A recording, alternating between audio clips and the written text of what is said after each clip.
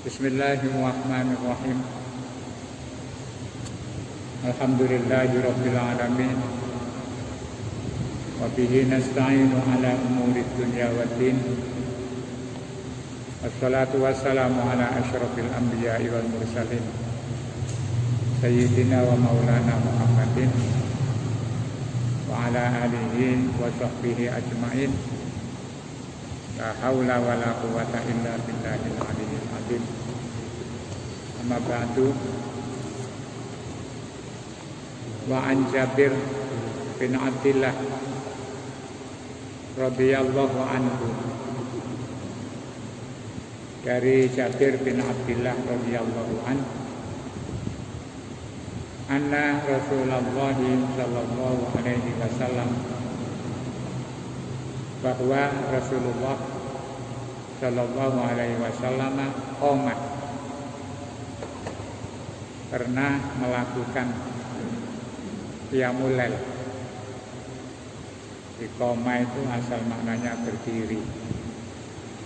Di sini maksudnya Rasulullah melakukan sholat di malam hari atau qiyamul lail fi syahri Ramadan, pada bulan Ramadan.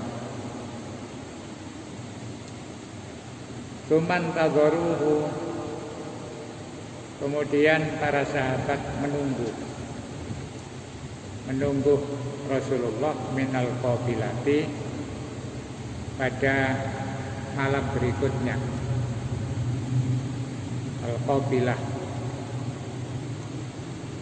pada malam berikutnya. Falam yakhruj, tapi Nabi tidak keluar. Maksudnya tidak keluar ke masjid. Waqala, kemudian Rasulullah mengatakan, inni khasyitu, bahwa sesungguhnya saya itu khasyitu, khawatir, takut, ayyuktaba alaikum, jika diwajibkan kepada kalian semua al-witru, sholat witir. Rawahu Ibnu Hibban, hadis riwayat Ibnu Hibban. Jadi kalau orang pakai dasar hadis Jabir bin Abdillah ini, Rasulullah itu ketika qiyamul lail di bulan Ramadan itu hanya malam pertama. Karena di sini qama fi syahri Ramadan summan tagoruhu minal qabilah, malam berikutnya enggak datang. Ketika Rasulullah ditanya oleh para sahabat, beliau mengatakan, saya khawatir kalau kalian ditambah kewajiban melaksanakan sholat witir. Nah, kesimpulan dari hadis ini bisa kita pahami, yang pertama bahwa qiyamul Ramadan,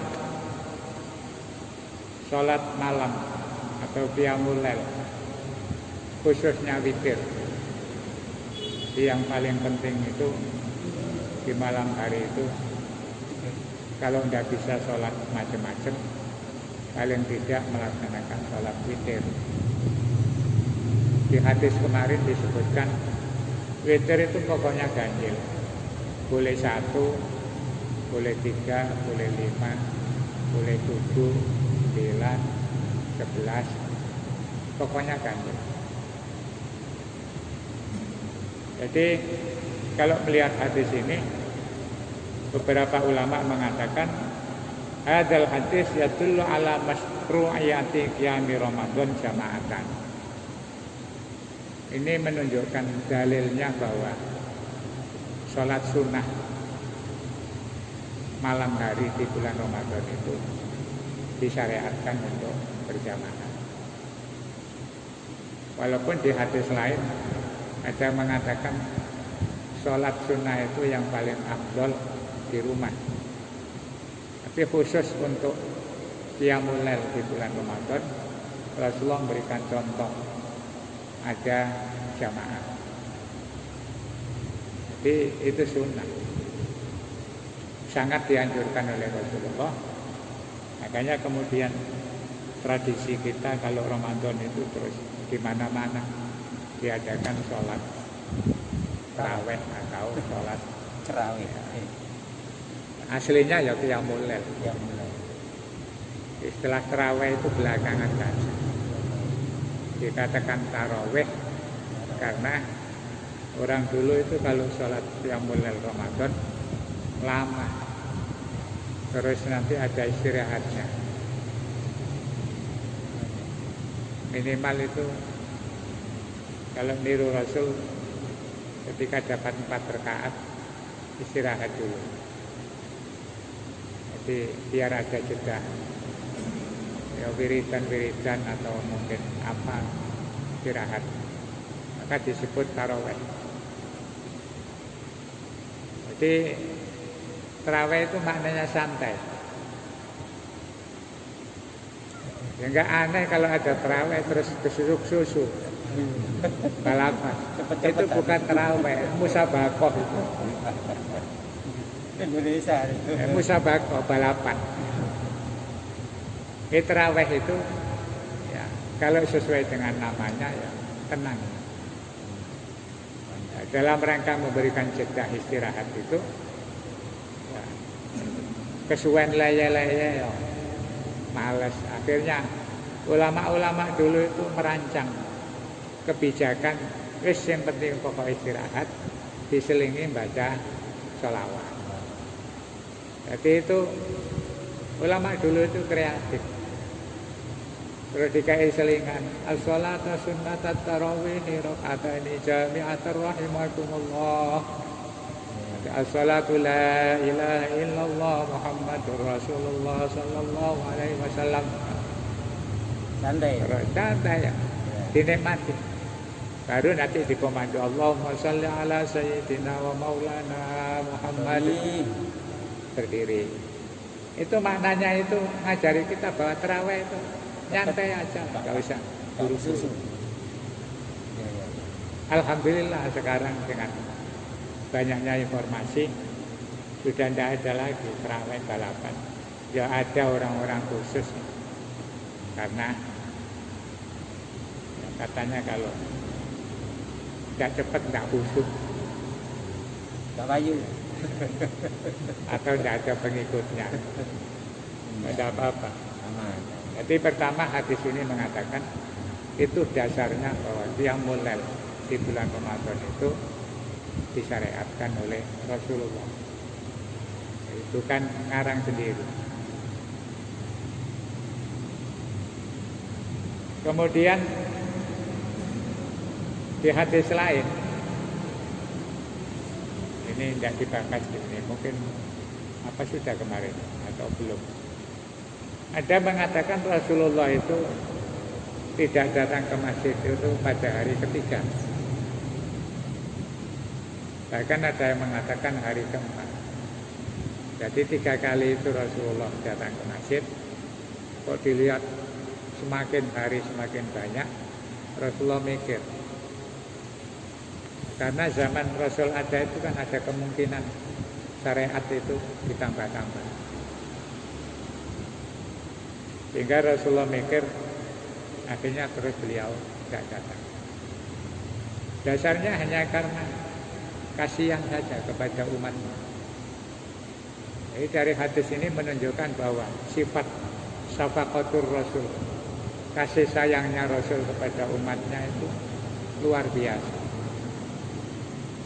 Disampai beliau mikirkan jangan sampai hanya karena semangatnya umat terus akhirnya ditambahi beban, karena memberatkan. Nah ini juga jadi satu pemikiran kita. Orang ibadah itu ya tidak usah diberat-beratkan. Pertama yang wajib-wajib diperhatikan. Kemudian sunnah-sunnah muakkadah kalau bisa dilakukan. Tidak usah terlalu banyak kegiatan. Rasulullah ketika melihat umatnya semangat qiyamul lail, khawatir jangan sampai memberatkan umat. Jadi ya biasa saja. Gak usah terlalu berlebihan beribadah. Ibadah berlebihan itu belum tentu disenangi Allah. Kan kita pakai logika, kalau banyak ibadah mesti dicintai Allah, enggak. Allah itu kalau cinta kepada seseorang justru enggak disuruh banyak ibadah.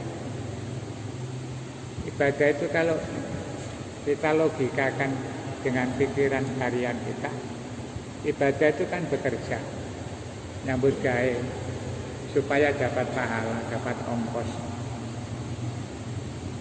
Orang-orang yang belajaran seperti kita belum dicintai Allah, ya mudah-mudahan dicintai. Orang yang masih belum dekat dengan Allah itu memang perlu terus mendekat. Tapi jangan terlalu ngoyo. Ya biasa saja, sesuai standar. Ada wajib, ada sunnah, nggak usah berlebihan.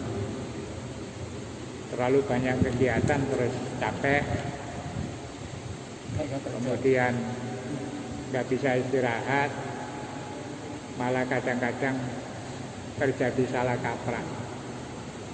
Salah kaprah itu begini, ada kegiatan-kegiatan yang menurut orang awam itu penting. Padahal yang penting itu ya kewajiban. Nah, contoh misalnya aktivitas yang kita bikin dalam keseharian kita.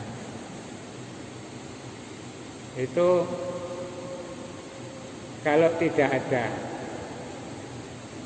perintah yang tegas, hanya menggunakan hias-hias yang penting pokoknya itu dianggap baik, ya nggak perlu terlalu banyak. Yang penting-penting itu kita dahulukan. Contoh penting itu sederhananya begini. Misalnya setelah sholat wajib ada dianjurkan sholat sunnah. Ya, yang dianjurkan itu kita lakukan. Misalnya qobliyah ba'diyah, nanti ada qiyamul lail, ada sholat witir, ada sholat duha. Yang begitu-begitu itu kita lakukan dengan baik. Yang tambahan-tambahan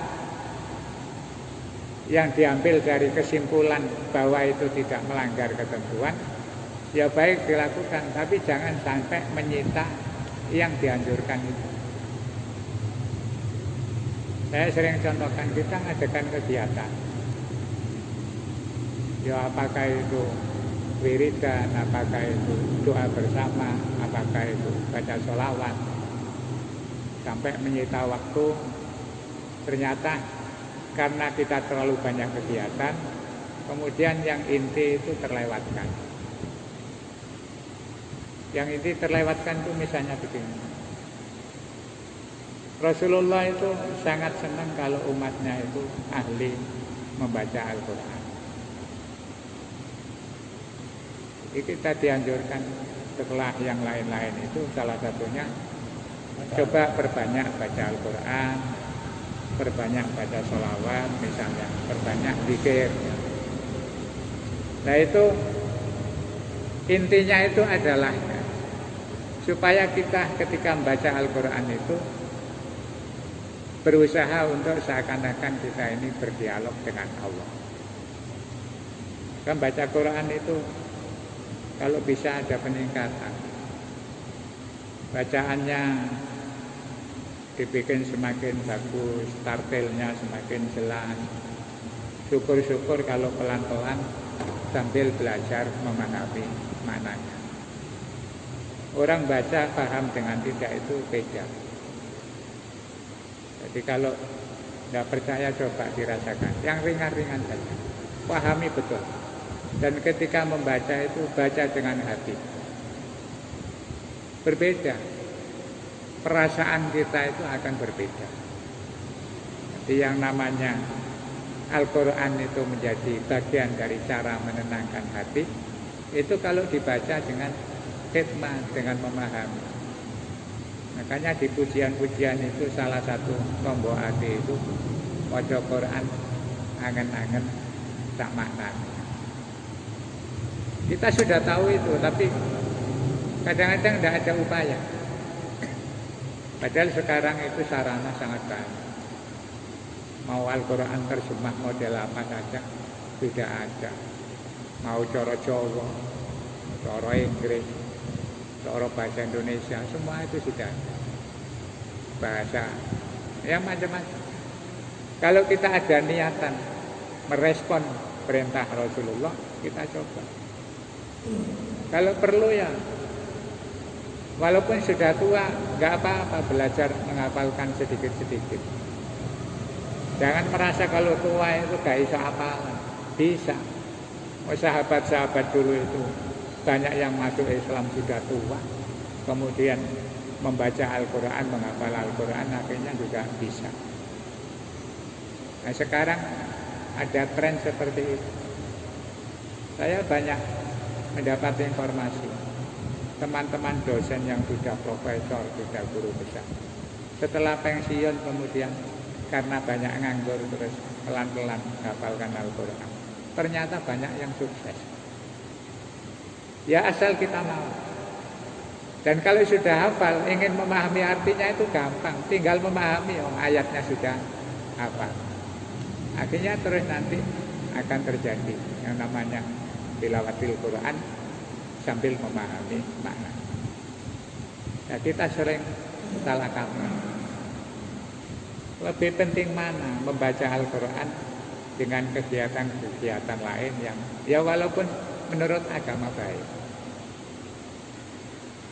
Nah, kenapa tidak kita manfaatkan misalnya ya yang begitu-begitu itu yang kita lakukan. Rasulullah tidak ingin kalau umatnya itu terbebani ibadah. Dan Allah itu juga kadang tidak suka orang berlebihan ibadah. Orang yang berlebihan beribadah itu menunjukkan kalau dia merasa jauh dari Allah. Wali-wali itu ibadahnya sedikit. Kadang-kadang malah nggak boleh ibadah banyak-banyak. Kalau sudah dianggap kekasihnya Allah itu nggak boleh. Ibaratnya kita cinta pada seseorang, istri atau apa. Kalau kita cinta betul sayang, nggak oleh nyambut gaya macam-macam. Terus gak usah tandang kawin, gak usah pora-pora, gak usah macam-macam. Ayo longgo kene wae jagongan. Nanti malah diajak jagongan. Ada orang berbuat baik kepada kita. Ini tonggo api, saking apike sampai segala macam urusan kita itu dibantu. Menang-menang ke rumah, bantu cuci piring, bantu bersihkan halaman dan sebagainya. Kalau tuan rumahnya nggak seneng ya tambah sumpek. Lampu balak-balik merene. Tandang gaya apa. Tapi kalau orang yang datang itu dicintai, ya senang. Datang gitu, tuan rumah akan bilang, apa kan nang, nang kene wae, ayo jagongan. Allah dengan hambanya juga begitu. Orang-orang yang sudah dekat dengan Allah itu bukan dinilai seberapa banyak dia melakukan ibadah, tapi bagaimana rasa hati dan kedekatannya kepada Allah. Banyak wali-wali itu kadang-kadang aneh. Kelihatannya gak sampai sholat sunnah, gak sampai sering ngadakan macam-macam kegiatan, tapi mereka dekat dengan Allah ya, itu menjadi istimewa. Jadi yang perlu saya sampaikan, jangan kita menganggap kalau banyak kegiatan ibadah itu mesti ya, kemudian dicintai Allah. Kecuali yang memang sudah ada tuntunan syariatnya cara-cara. Nah ini Rasulullah saja ketika melihat umatnya semangat ibadah itu kan baik. Tapi Rasul kemudian menghindar. Begini aku teko terus tambah semangat, ditambah kewajiban. Ini banyak umatku. Akhirnya Rasulullah pelan-pelan meninggal. Begitu sayangnya Rasulullah. Yang ketiga, ini juga menjadi dasar bahwa ada kaidah fikih mengatakan darul mafasid muqaddamun ala jalbil masalih. Mengantisipasi sesuatu yang tidak baik, yang membahayakan, itu harus diutamakan daripada mencari kebaikan. Jadi semangat sholat sunnah itu baik, tapi Rasulullah antisipasi. Ini kayak terlalu semangat sampai nanti menjelang subuh, ojo-ojo subuhnya keringan aja. Atau terus terlalu capek, akhirnya terus nanti waktu puasa Ramadan itu kemudian siangnya tidur aja karena malamnya tidak tidur. Itu namanya darul mafasid, mengantisipasi sesuatu yang dianggap tidak baik daripada mengambil kegiatan yang baik tapi dampaknya tidak baik. Yang begitu-begitu itu ya harus kita paham. Jadi memang harus kita belajar terus memahami hadis-hadis Nabi, termasuk sekarang ini ada sikap-sikap yang menurut sebagian orang baik, tapi kalau kita cermati ya tidak baik sebenarnya. Misalnya kasus karikatur Nabi Muhammad, terus akhirnya berdampak pada sikap sosial.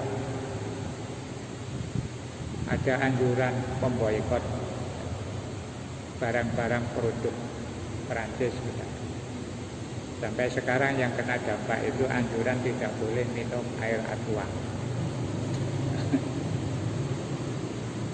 Orang yang menganggap itu baik setuju. Ayo, gak usah dibeli aqua, biar bangkrut. Padahal yang dagang aqua itu juga tetangga kita sendiri. Yang kerja di pabrik aqua juga saudara-saudara kita. Diboikot terus mandek kabeh, dinyambut gawe di PHK, yang jualan air aqua juga berhenti dan lain sebagainya. Begitu-begitu kadang-kadang kalau kita tidak paham, ya membetulkan sikap orang yang memprovokasi. Produk-produk dari Prancis jangan dibeli. Rasulullah tidak mengajarkan seperti itu. Ini rame itu kan gara-gara karena ada umat Islam yang cara wawasannya tidak masih belum memahami Islam yang sebenarnya, sehingga karena mangkel terus bunuh orang yang mengkritik Rasulullah. Dalam ajaran Islam tidak ada penyelesaian seperti itu, tidak ada. Orang kalau melecehkan agama atau meremehkan orang lain dan sebagainya, itu kan ada prosedur. Ada prosedurnya sendiri. Tidak gerusa-gerus. Nah, umat Islam bertindak sendiri, tahu-tahu bunuh ya. Orang itu juga sama. Itu kadang ada orang yang membenarkan, wis karuan ngono dipateni timbangan. Rasulullah tidak ada ajaran seperti itu. Dan memang Nabi dan umatnya itu dalam Al-Quran dijelaskan, setiap ada Nabi itu memang disiapkan ada musuhnya. Musuhnya ada berupa setan, berupa manusia, dan berupa jin. Nah, kalau tidak ada musuh, tidak ada yang ganggu Islam, kenaan umat Islam. Justru ada begitu itu kemudian bangkit semangat giroh Islamnya, tapi bertindaknya jangan sampai gegabah. Ya, itu namanya darul mafasid, muqaddamun ala jalbil masalih. Jangan kemudian mendatangkan, kita melakukan kebaikan tetapi mendatangkan madorot yang lebih besar. Itu dari hadis Jabir ada mungkin bisa disimpulkan tiga hal itu. Rawahu Ibnu Hibban.